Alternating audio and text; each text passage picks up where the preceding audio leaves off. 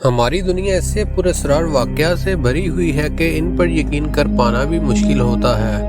امیٹیول horror house کی کہانی بھی ان میں سے ایک ہے۔ یہ مکان نیو یارک کے ایک چھوٹے سے قصبے امیٹیول میں واقع ہے اور 112 ایونیو اوشن کے پتہ پر موجود تھا۔ اس گھر کو امیٹیول ہارر ہاؤس کے نام سے عالمی سطح پر شہرت ملی۔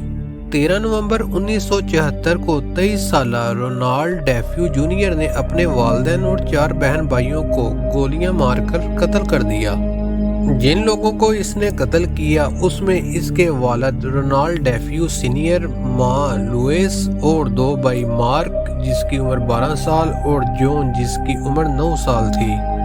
اس کے علاوہ اس کی 2 بہنیں جس میں ڈان جس کی عمر 18 سال اور ایلیسن تھی جس کی عمر 13 سال تھی، جن کو اس نے قتل کر دیا۔ یہ سب ایک ہی رات میں مارے گئے اور حیرت انگیز طور پر کوئی بھی شور شرابہ یا مزاحمت نہ کر سکا، جس کی وجہ سے آج بھی یہ ایک مسٹری بنی ہوئی ہے۔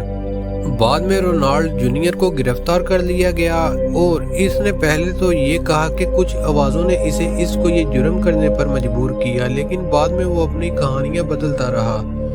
اسے سن 1975 میں 6 مرتبہ عمر قید کی سزا سنا دی گئی۔ رونالڈ جونیئر نے رائفل کے ذریعے ہر ایک کو گولی ماری اور سب کو پیٹ کے بل الٹا لٹا کر قتل کیا۔ قتل کے بعد اس نے مقامی بار میں جا کر چیخنا چلانا شروع کر دیا کہ میرے ماں باپ کو کسی نے مار دیا ہے۔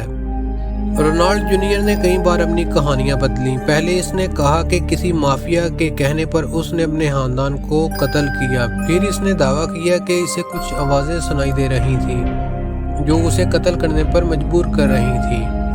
ایک اور کہانی میں اس نے اپنی بہن ڈان کو قتل کا ذمہ دار ٹھہرایا اور کہا کہ اس نے باقی خاندان کو مارنے کے بعد خودکشی کر لی۔ 1975 کے اندر جارج اور کیتھی نامی میاں بیوی نے یہ مکان خریدا اور اپنے بچوں کے ساتھ یہاں رہائش اختیار کی، لیکن وہ 28 دنوں کے اندر ہی یہ مکان چھوڑ کر بھاگ گئے۔ ان کے مطابق اس گھر میں غیر معمولی اور خوفناک سرگرمیاں ہو رہی تھیں۔ راتوں کو عجیب و غریب آوازوں کا سنائی دینا، دیواروں پر خون کے دھبے دکھائی دینا، گھر میں غیر مرئی طاقتوں کی موجودگی کا احساس ہونا۔ کیتھرین نے محسوس کیا کہ اس کے شوہر جارج کا اچانک رویہ تبدیل اور جارحانہ ہو جاتا۔ یہ سب کچھ 28 دنوں تک برداشت کرنے کے بعد ایک رات یہ پوری فیملی خوف زدہ ہو کر بغیر سامان اٹھائے گھر چھوڑ کر بھاگ گئی۔ بعد میں انہوں نے دعویٰ کیا کہ اس مکان میں ایک شیطانی طاقت موجود ہے۔ اس خاندان کے اس دعوے کے بعد بہت سے ماہرین اور صحافیوں نے اس کیس کی جانچ پڑتال کی۔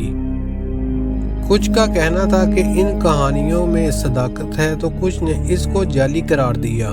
1976 کے اندر 2 مشہور گوسٹ ہنٹرز نے اس گھر میں رات گزاری اور انہوں نے واقعی اس کو ایک آسیب زدہ گھر قرار دیا۔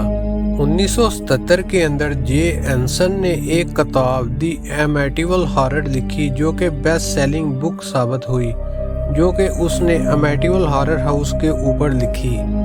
اس پر کئی بالی ووڈ فلمیں بھی بن چکی ہیں، جیسا کہ 1979 میں دی امیٹیول ہارر اور اس کا ریمیک 2005 کے اندر دی امیٹیول ہارر، جبکہ 2017 کے اندر امیٹیول۔